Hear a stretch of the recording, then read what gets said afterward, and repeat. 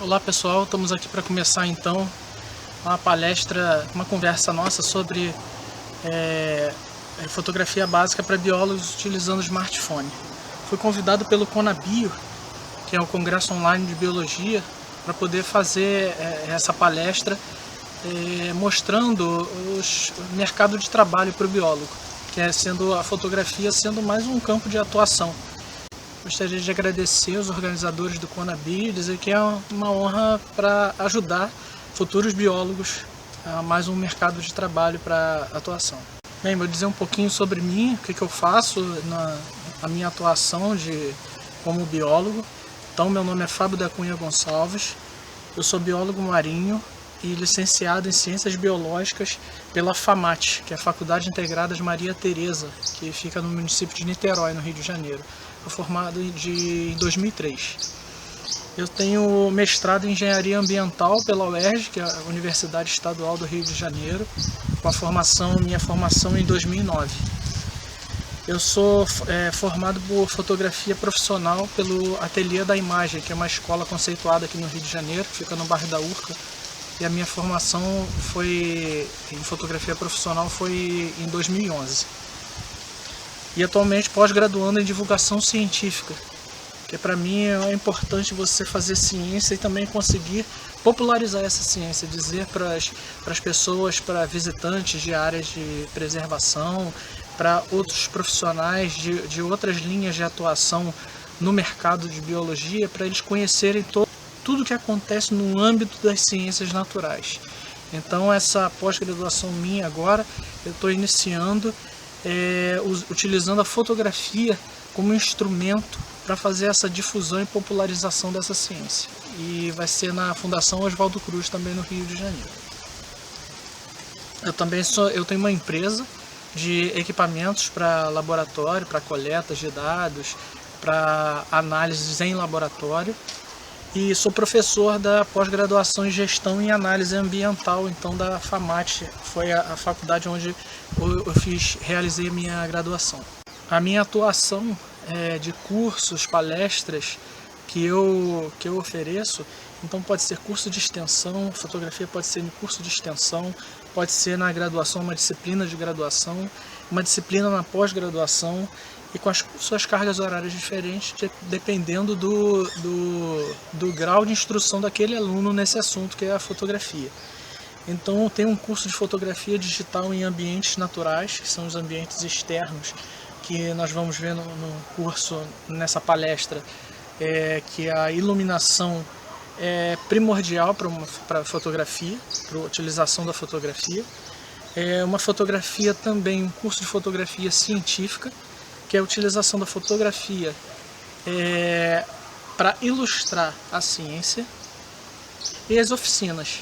As oficinas acontecem, as oficinas são workshops de fotografia, onde tem saídas de campo, e as vivências ambientais. Nada mais é do que você aprender a fotografar tendo uma prática da metodologia científica de alguma linha de pesquisa, alguma linha de atuação científica da academia.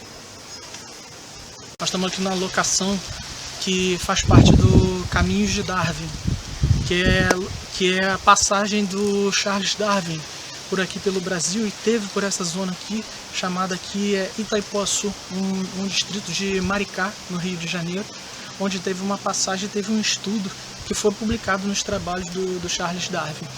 Importante local para a preservação histórica das ciências naturais. Então, dando continuidade, vamos falar sobre a imagem. Se nós vamos falar de fotografia, nós não temos que falar de imagem. O que quer dizer, que importância a imagem tem na nossa vida? A importância é comunicação, principalmente comunicação, e a expressão, uma forma de nós expressarmos, um exemplo de antigamente, quando não tínhamos língua falada, a nossa forma de expressão era através de imagens. Hoje continua sendo imagens, porque as letras, os caracteres, nada mais são do que imagens combinadas que agora no nosso cérebro formam palavras, formam frases, e a gente consegue se comunicar através da fala. Então, importantes localidades que tinham com imagens. Aqui no Brasil, na Serra da Capivara, no Piauí, que há 12 mil anos foram encontrados a arte rupestre, chamada de arte rupestre, que são nada mais são do que desenhos feitos por antepassados pré-históricos que eram feitos nas paredes, nas pedras das cavernas. A mais antiga hoje e a mais importante é a Gruta de Lascaux, na França, que data de 17 mil anos atrás. A formação de uma imagem no nosso cérebro, a gente pode usar recursos de apoio didático. Teve um artista que fez espécies de microalgas em gesso, colocando seus apêndices em forma maior para todos terem aquela percepção de como é microscopicamente aquelas amostras. Ou no Museu de Ciências Morfológicas em Minas, também teve um apoio didático alternativo, fomentando a inclusão dos deficientes visuais, colocando essas peças para manipular, para eles manipularem. E em outro lado tinha a textura. Por exemplo, então colocaram de um quinidário, em forma dura, em forma de gesso, por exemplo, e do outro lado uma geleca, que é uma geleia para dar a textura. Então com esses dois aparatos conseguiu-se fazer com que os deficientes visuais conseguissem imaginar, formar uma imagem daquele indivíduo, daquela espécie em questão. Nós que somos fotógrafos, nós fotografamos determinados locais, determinadas espécies, determinados em momentos diferentes do dia, de acordo com nossas experiências de vida. É o que nos chama a atenção no ambiente. Nós vamos captar aquilo que nos chama a atenção, porque nos chama a atenção, porque ao longo da vida nós tivemos experiências que ativaram parte do cérebro que nos direciona para determinados espaços, locais, texturas, cores. Então é um acúmulo de memórias que nós temos. Claro que uma fotografia ela é uma redução da representação das experiências pessoais. O olhar é diferente do fotografar. Nós olhamos várias coisas e o fotografar é o que nós queremos perpetuar. Então, o que é fotografar? Fotografar nada mais é do que escrever com a luz. Por quê? Porque a máquina, ela, através da iluminação, reflexão e incidência de luz, ela vai captar a imagem que a gente está querendo perpetuar. Eu digo que é uma perpetuação de iminentes acontecimentos. Quando você tira uma foto por exemplo, uma foto de um inseto que vai cair da folha, você perpetua aquele momento iminente antes do inseto cair daquela folha. Então, na fotografia temos várias especialidades que podem ser seguidas, inclusive a científica, é o que mais nós estamos tratando aqui, e a científica ambiental, que é a científica voltada diretamente para o meio ambiente, para a preservação, conservação ou preservação do meio ambiente. Mas as especialidades são inúmeras: retratos, paisagens, moda, nu artístico, vida selvagem, natureza, esportes, documental, eventos, viagens, arquitetura, científica, ambiental ou fine art. Agora, quando a gente fala de fotografia, a gente vai utilizar a fotografia para ilustrar um acontecimento, uma metodologia, a ciência. Então nós temos que levar em consideração a ética, porque fotografia é ponto de vista. Então você pode captar uma fotografia de um lugar extremamente degradado, onde 90% do local está degradado, e você fotografar os 10% que estão limpos, que estão equilibrados, naquela imagem demonstra que aquele ambiente está equilibrado, e você utilizar essa imagem para dizer que aquele ambiente ali é ótimo para visitação, não está degradado. Então você tem que envolver a ética dar credibilidade ao seu trabalho de fotógrafo, de cientista fotógrafo. Outro fotógrafo que não seja cientista. Um fotógrafo que você vai atuar nas ciências, mas não necessariamente você seja um biólogo ou outro pesquisador de uma das ciências naturais. Você ser um fotógrafo especialista em ciências naturais sem ser o biólogo. Vamos agora começar então a falar da história da fotografia. Independente do equipamento que você vai utilizar, você precisa saber um pouco da história da fotografia. Então, o que é uma câmera fotográfica? O que é uma máquina que te possibilite a capturar e a perpetuar uma imagem? Nada mais é do que uma câmera escura. Essa câmera escura foi estudada desde Aristóteles no século IV a.C., que são os princípios. No século VI a.C. teve Antêmio de Tales, que foi a primeira câmera escura fabricada e conseguir visualizar uma imagem através de uma câmera escura. Uma câmera escura nada mais é que uma caixa escura que tinha um furo central que, nas nossas aulas de física no primário, a gente via que dava uma imagem invertida lá no anteparo, no fundo dessa caixa. Então a câmera escura no século XI depois de Cristo já era uma coisa de ampla utilização, uma evolução desde o século VI a.C. até o XI depois de Cristo.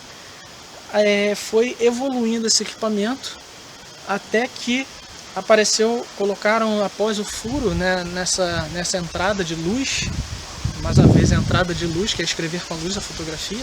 Na entrada de luz colocou-se uma lente nesse furo de entrada.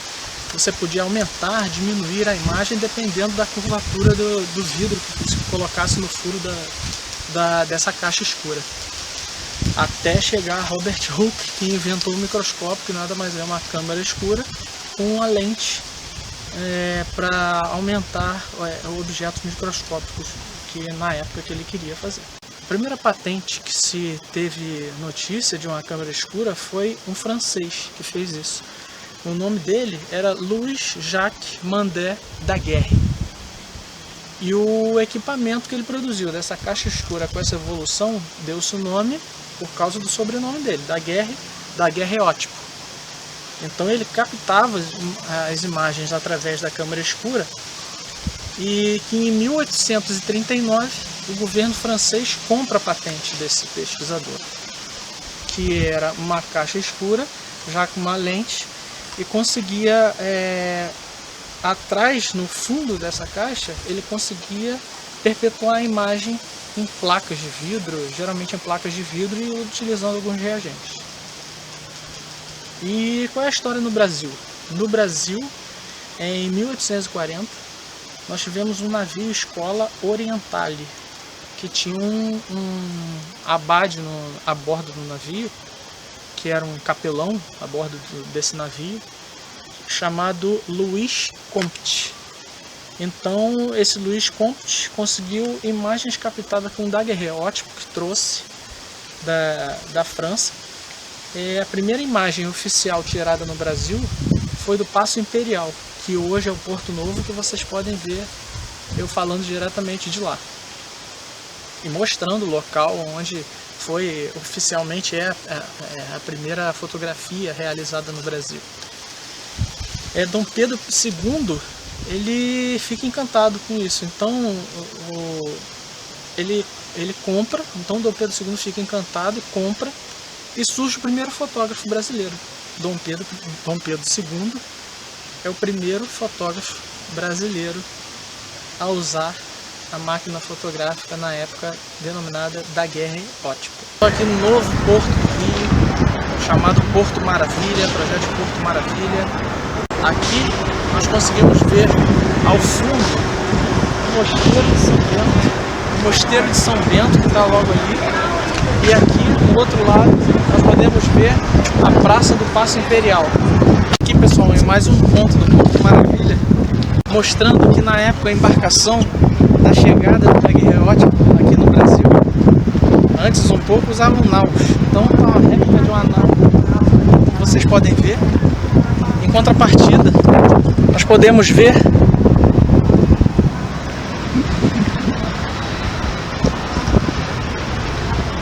a modernidade, a atualidade. Acabamos de ter os Jogos Olímpicos do Rio de Janeiro com a réplica da Pira Olímpica em frente à Igreja da Candelária. Aqui nós podemos ver ao fundo, mais próximo agora, o que era parte integrante da primeira fotografia oficialmente tirada no Brasil, que é o Mosteiro de São Bento. Como a modernidade do Museu da Manhã, que vocês podem ver.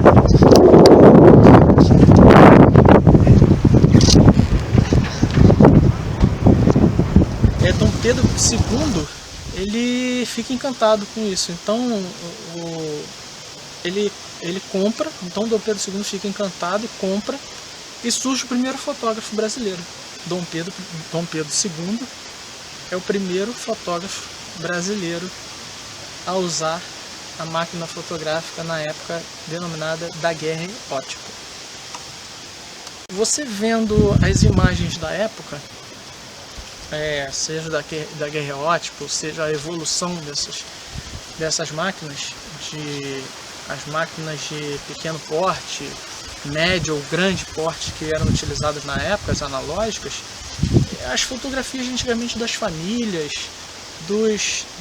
das pessoas ilustres, as pessoas sempre estavam sérias. Vocês sabem por quê?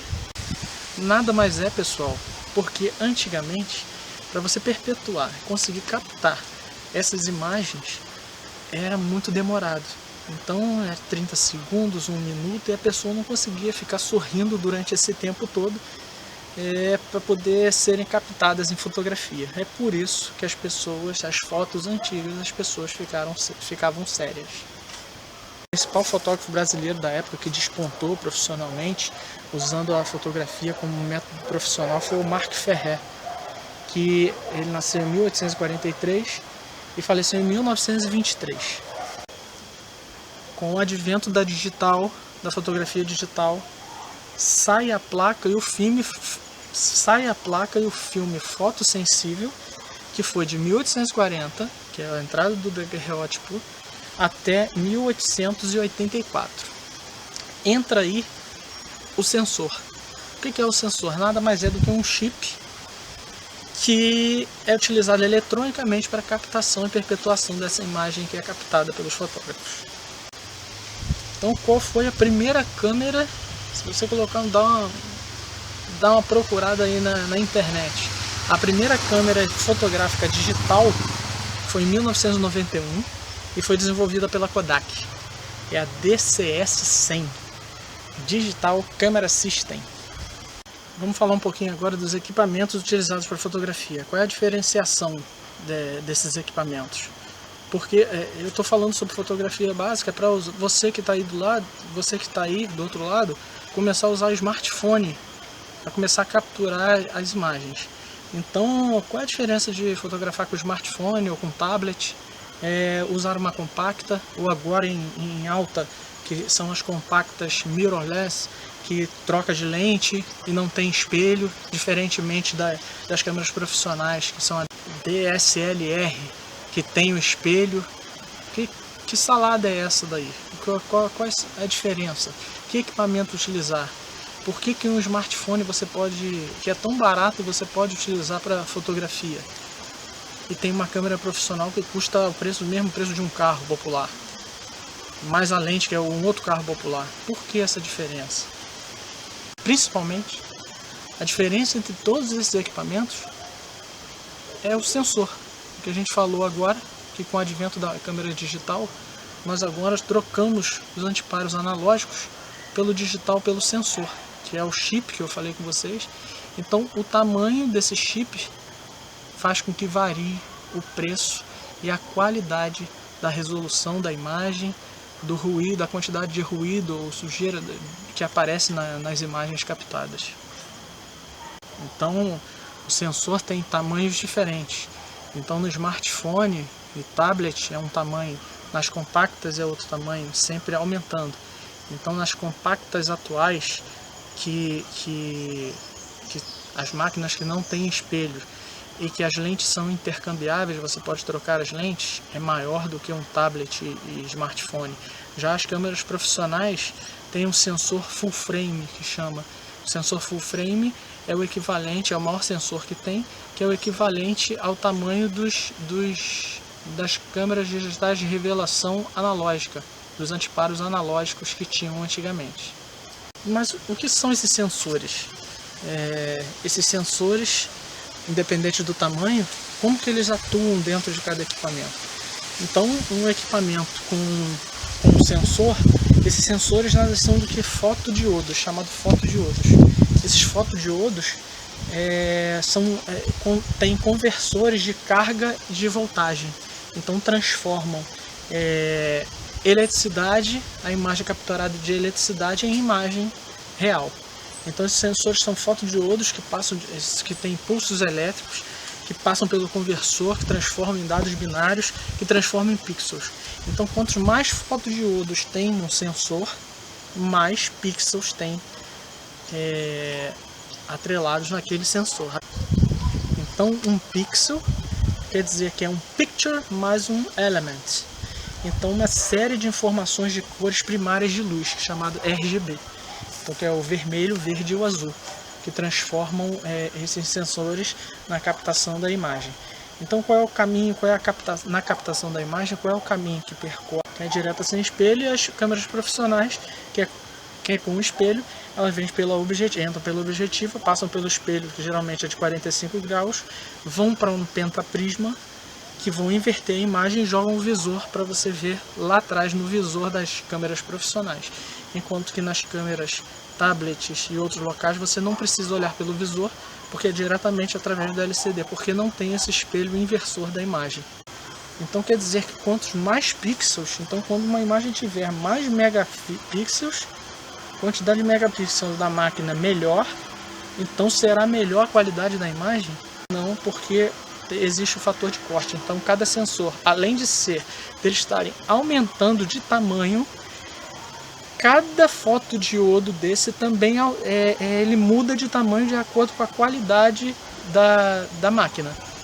Então cada fotodiodo tem um tamanho determinado num sensor pequenininho e tem um tamanho maior num sensor maior, possibilitando melhor qualidade na resolução e captação da imagem. Então o megapixel não quer dizer que a máquina é melhor. Então a qualidade do equipamento está diretamente relacionado ao tamanho do sensor e ao tamanho do fotodiodo de cada sensor, onde um sensor pequeno tem fotodiodos menores e um sensor grande com fotodiodo maiores tem uma captação melhor e diminuição do ruído, ou seja, da granulação que aparece em cada imagem quando você vai ampliar essa imagem para impressão, para produtos fotográficos que você for produzir. Que na full frame o sensor é maior, então quer dizer que a captação da imagem vai ser maior também na visualização da imagem, do quadro da imagem, da composição da imagem. Gente, o que eu tenho que falar para vocês é que equipamento depende do que você quer visualizar melhor. Se você quer usar smartphone para poder fazer uma leitura científica de uma metodologia, um registro fotográfico, você vai conseguir. Mas se você tiver uma câmera profissional dessas pesadas, sensores full frame que vai te possibilitar imagens melhores, isso vai depender da sua condição financeira de você conseguir adquirir esses equipamentos. Eu vou fazer uma analogia, como eu sou mergulhador, vou fazer uma analogia com o mergulho. Quando você sai para um mergulho, para você ver peixes, ou ver corais, ou ver outros organismos, você pode mergulhar snorkel, utilizando máscara, pé de pato, ou você pode usar o equipamento autônomo, que vai ter regulador, cilindro, roupa, pé de pato, máscara. Então é um equipamento mais completo para você visualizar mais coisas, para visualizar mais de perto, para visualizar melhor, para você ficar mais tempo. Então isso é uma analogia quanto aos equipamentos fotográficos que você pode utilizar. Então, quando você tem um smartphone, você não vai deixar de registrar fotograficamente porque você tem um smartphone. Mas se você tiver condição, com a evolução, com o longo do tempo que você estiver fotografando, você conseguir comprar uma câmera profissional para atuar, você já sabe então agora que você paga a qualidade da imagem que você vai produzir, resultando em imagens de maior resolução, mais megapixels, menos ruído, que você pode aumentar mais vezes de tamanho para poder para impressão. Agora nós vamos falar de parâmetros. Que parâmetros manuais nós podemos modificar de acordo com o que nós queremos com aquela imagem?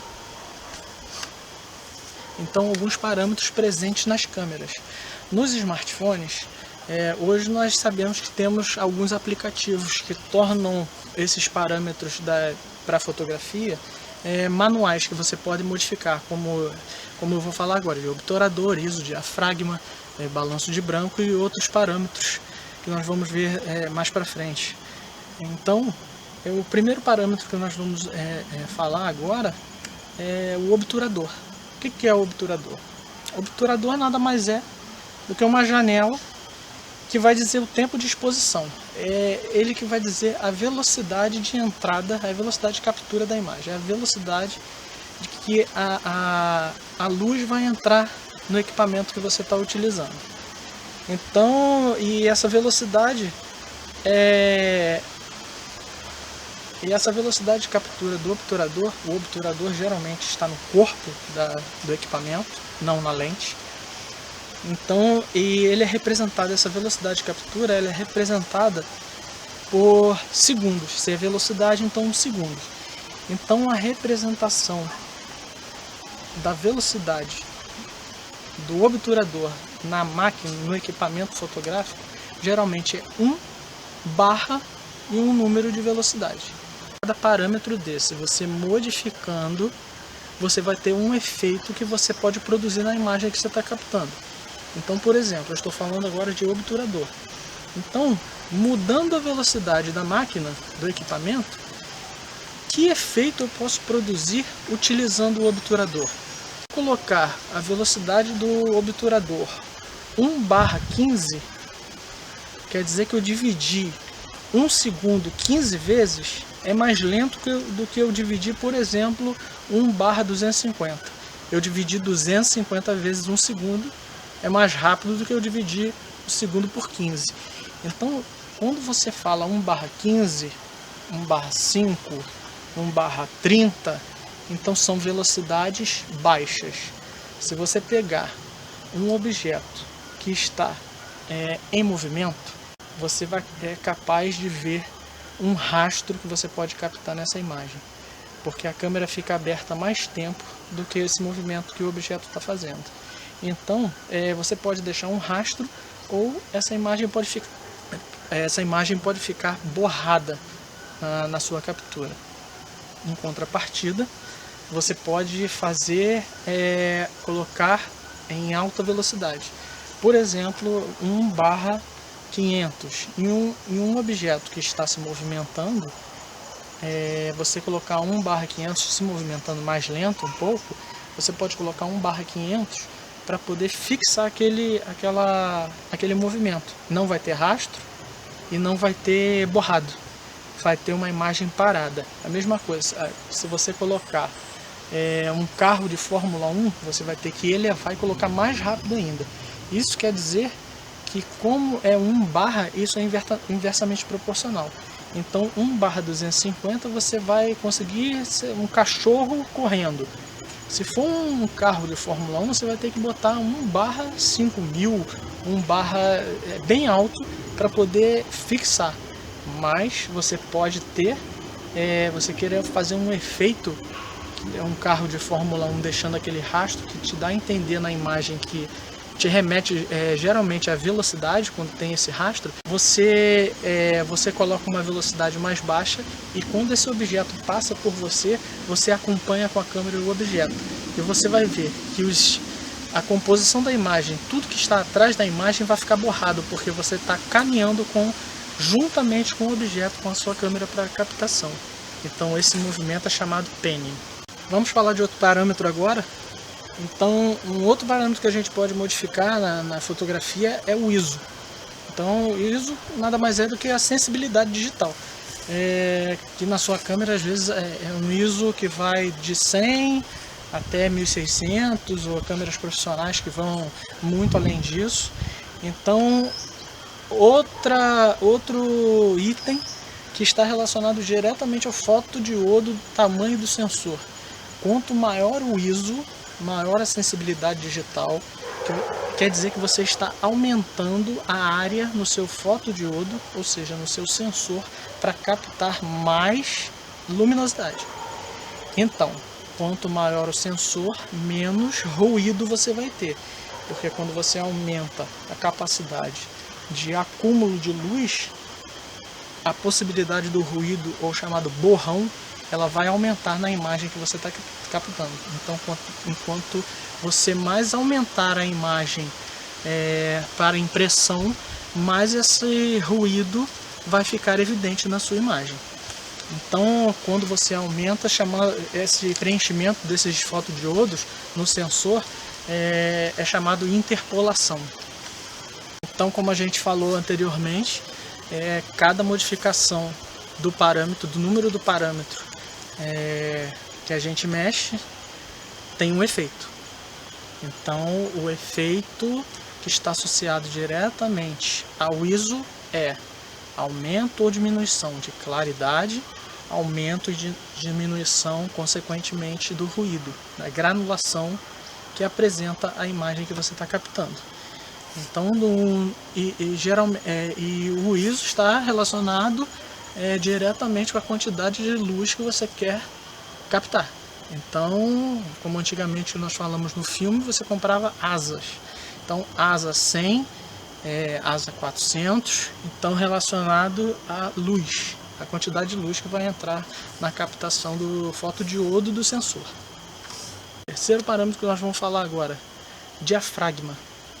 Então, o diafragma é um parâmetro que se localiza agora não mais no corpo do equipamento. Agora está relacionado diretamente à lente do equipamento. Então, o diafragma nada mais é do que uma janela, também uma janela, que ela vai limitar a quantidade de luz, não velocidade como no obturador, mas agora a quantidade de luz que vai entrar pelo equipamento. E a representação é F barra, F minúsculo barra. A lente pode ser totalmente aberta, que são chamadas lentes claras, porque as lentes claras elas deixam passar a maior quantidade de luz possível, que começa com geralmente o F barra 1, que tem as lentes que são as lentes mais caras, das lentes intercambiáveis dos equipamentos. F barra 22 é o mais fechado, é um exemplo mais fechado que a gente pode colocar. E qual o efeito que a gente fala? Qual é o efeito da mudança do diafragma, ou seja, da quantidade de luz que entra? Nós podemos dizer que quando o F, quando a gente modifica o diafragma, a gente pode modificar a profundidade de campo. E o que é profundidade de campo? É quando você capta uma imagem que você quer o fundo nítido ou o fundo desfocado. Então isso quer dizer o quê? Que quando você fecha o diafragma, o seu alcance é maior. Aí você tem a imagem nítida lá atrás. E quando você abre o seu diafragma, isso quer dizer que você está aproximando o seu fundo, a sua profundidade de campo. Quer dizer que vai entrar nítido na sua foto é o objeto que está mais próximo de você, enquanto que o fundo fica desfocado. Então um F barra 5.6 diz que é baixo, então ele é aberto, então o alcance vai ser menor. Então, quando é menor alcance, o fundo vai ficar desfocado. Num f/11, por exemplo, diz que é mais alto. Então, quando é mais alto, o fundo vai estar focado e você vai pegar as camadas da sua imagem, focando todos os objetos até o fundo da imagem. E qual é a outra ferramenta que você pode utilizar para mudar a profundidade de campo? É a distância focal. Além de você mexer no diafragma, abrir ou fechar o diafragma, você pode pegar o seu equipamento, se aproximar ou se afastar do objeto que você quer. Você também pode modificar a profundidade de campo assim. Lentes intercambiáveis, que tipos são? Então, é de acordo com a classificação das distâncias focais. A distância focal é o alcance daquela lente, que aquela lente permite você chegar num objeto para fotografar. Então, as lentes que você pode mais ficar próximo do objeto são chamadas as lentes macro. Depois tem a olho de peixe, que você pode chegar de 6 a 16 milímetros. A grande angular, que é de 17 a 28. É chamada normal, lente normal, que tem uma distância focal de 30 a 60 milímetros. Teleobjetivas, que tem de 60 até 300, e tem as super teles, que de 300 a 600. Isso tem essa variação porque cada fabricante, cada norma tem uma condição diferente de distância focal. Então por isso é essa variação entre uma e outra. Além das distâncias focais desses milímetros, esses milímetros estão relacionados diretamente com os ângulos focais. Então, como a gente falou de profundidade de campo, quando uma lente você consegue abrir o diafragma o máximo possível, isso quer dizer que lá atrás vai ficar desfocado, quer dizer que você aproximou a sua distância focal, você aproximou a sua distância e deixou desfocado lá atrás, quer dizer que o ângulo de capturar essa imagem, ele abre, então ele aproxima de você, o ângulo. Quando esse ângulo é totalmente fechado, que ele pega lá no fundo, quer dizer que é uma lente que é uma teleobjetiva, é muito maior o alcance, porque esse ângulo é muito mais fechado, ela pega mais longe porque o ângulo é fechado, enquanto as lentes macro, por exemplo, as olhos de peixe, elas pegam mais aberto. Por isso, quando elas abrem, esse fundo se aproxima de você. Então, só para ter uma ideia, uma lente de 14 milímetros, ela tem uma angulação de captura de 114 graus, enquanto que uma lente de 600 milímetros ela tem uma de 4 graus.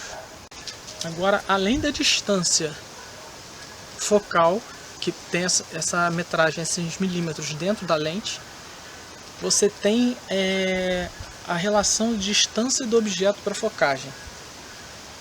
Então, quanto maior a lente, ou seja, se for uma teleobjetiva, você não pode se aproximar muito do objeto.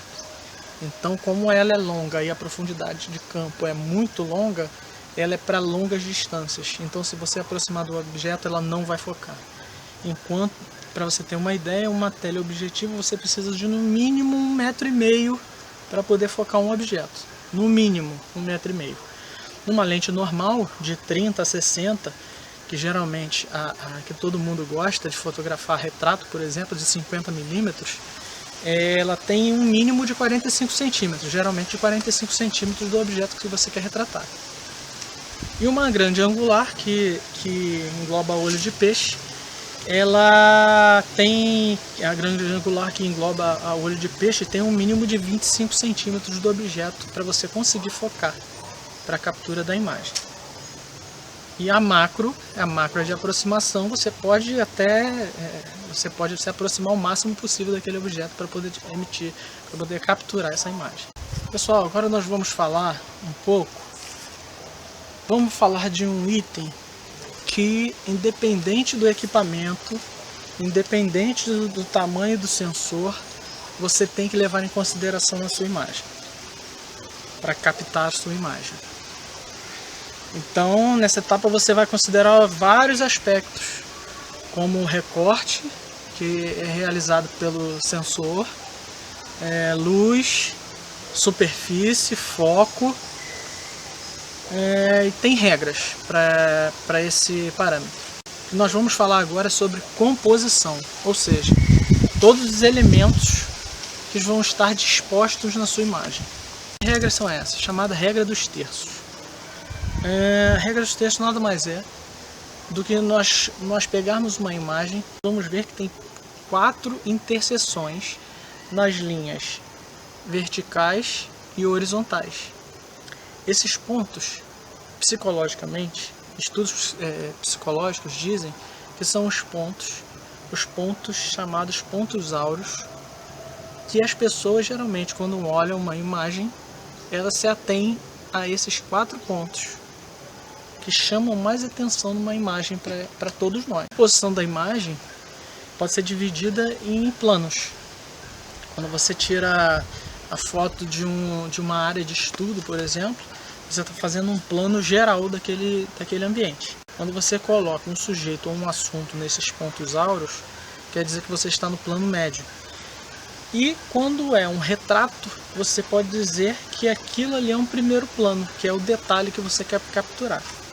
Outra coisa que nós podemos modificar e modificar a nossa imagem de acordo com a captação da imagem é a direção da fonte luminosa. O sol de frente para a câmera faz com que escureça todos os elementos da câmera. A câmera acha que tem muita luz e ela vai escurecer os elementos. Você denomina isso daí de silhueta. E quando são elementos, quando você não tem uma iluminação adequada em algum ambiente, você pode utilizar o flash. Então pode ser o flash interno da câmera ou o flash externo da câmera, comprar um flash e colocar adaptado à sua câmera, ou geralmente um flash para macrofotografia, que é um flash circular, é o flash ring. Bem pessoal, para fotografia básica, então eu disse para vocês os principais parâmetros que você pode modificar e os seus efeitos. Isso já dá para você começar a trabalhar com fotografia acompanhando projetos de pesquisa para poder registrar fotograficamente a metodologia dos trabalhos. Alguns fotógrafos que eu acompanho, principais fotógrafos que aparecem para a gente no internacional e nacional, no campo nacional. Fotógrafos como Ansel Adams, um cara que de 1902 a 1984. As primeiras fotos dele foram publicadas em 1922. Outro fotógrafo que é amplamente conhecido agora pelo livro Gênesis, que entrou na mídia com tudo, que é o Sebastião Salgado, que também teve o filme, que é o Sal da Terra, explicando como a metodologia de fotografia que ele utiliza, que é de 1944. As primeiras fotos realizadas em 1973.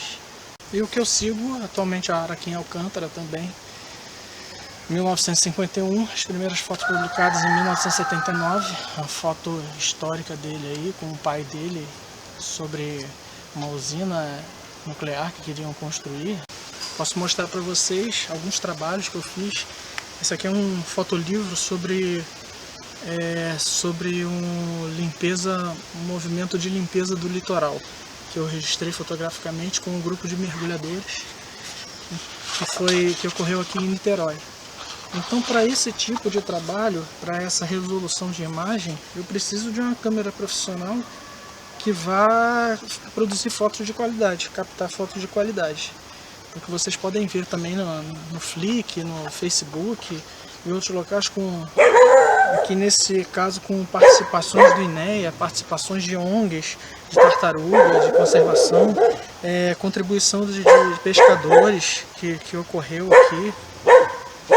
Então assim eu vou atuando de forma a formar parcerias, fotografias no caminho, parcerias com ONGs, parcerias com com pesquisadores. Outro trabalho realizado, que aqui é no Parque Estadual da Serra da Tiririca, aqui em Niterói,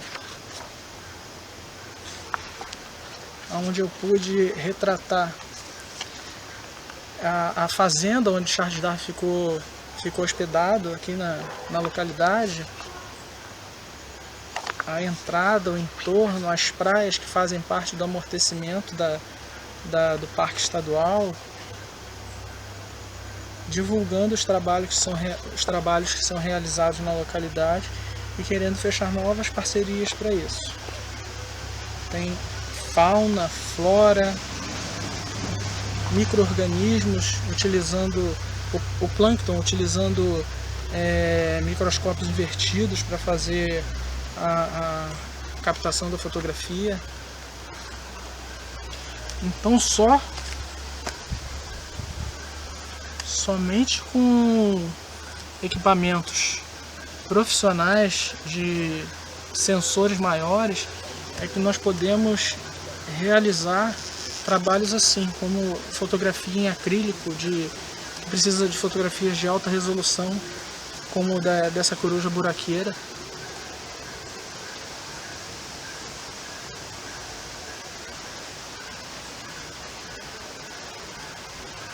Ou então dessa ave marinha, que também tem qualidade porque foi captada por uma câmera profissional.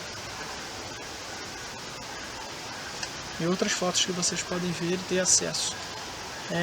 Lembrando que o projeto, eu consigo manter o projeto pela venda desses materiais, por novas parcerias com pesquisadores, incluindo o trabalho digital em seus pedidos de verba para os órgãos de fomento. Também vocês contribuírem. Qual é a participação de vocês nesse projeto?